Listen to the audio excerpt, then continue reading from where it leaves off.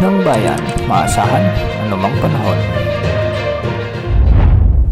Magandang araw po sa ating lahat. Ngayon ay araw ng Lunes, June 2, 2025 at narito na ang pinakahuling update sa magiging lagi ng ating panahon. Sa kasalukuyan ay southwest monsoon ang nagdadala ng maulap hanggang sa maulang panahon sa malaking bahagi ng Luzon, samantalang localized thunderstorms ang nagdadala naman ng maulap hanggang sa maulang panahon sa bahagi ng Visayas at Mindanao. Dahil nga sa pag-iral ng hanging habagat ay magiging maulan ang malaking bahagi ng Ilocos Region kasama ng Batanes, Babuyan Island, Zambales at Bataan. Ang mga lugar na ito ay pinag-iingat natin sa banta ng mga biglaang pagbaha o pagguho ng lupa, lalo na kung may mga katamtaman at minsan ay malalakas na pag-ulan. Kung makikita natin sa ating satellite animations ay medyo malinaw pa ang mga kaulapan sa mga lugar na ito, ngunit sa mga susunod na oras lalo na sa hapon at gabi ay posibleng makaranas na ng mga kalat-kalat na malalakas na pag-ulan.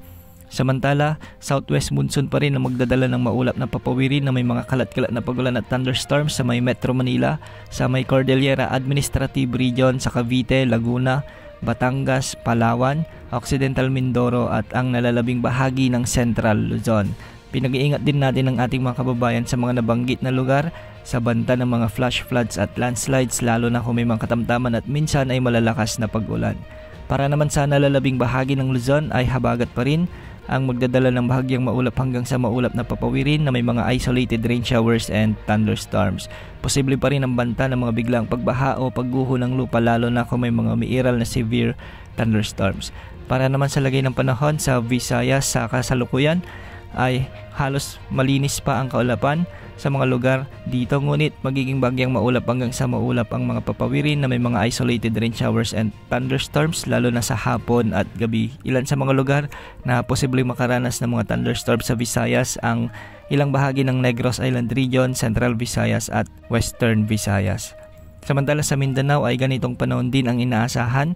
Magiging bagyang maulap hanggang sa maulap ang mga kalangitan na may mga isolated rain showers and thunderstorms lalo na sa hapon at gabi. Malinaw pa rin o malinis pa rin ang mga kaulapan sa halos buong Mindanao, maliban na lamang sa ilang bahagi ng Zamboanga Peninsula. Sa hapon at gabi posible na ring ulanin ang Northern Mindanao, Davao Region at ilang bahagi ng Zamboanga Peninsula at Soc-Sargen. Sa kasalukuyan ay wala namang nakataas na gale warning sa anumang baybaying sakop ng ating bansa, ngunit ang mga baybayin sa may extreme northern Luzon ay posibleng umabot hanggang 2.8 ang mga pag-alon.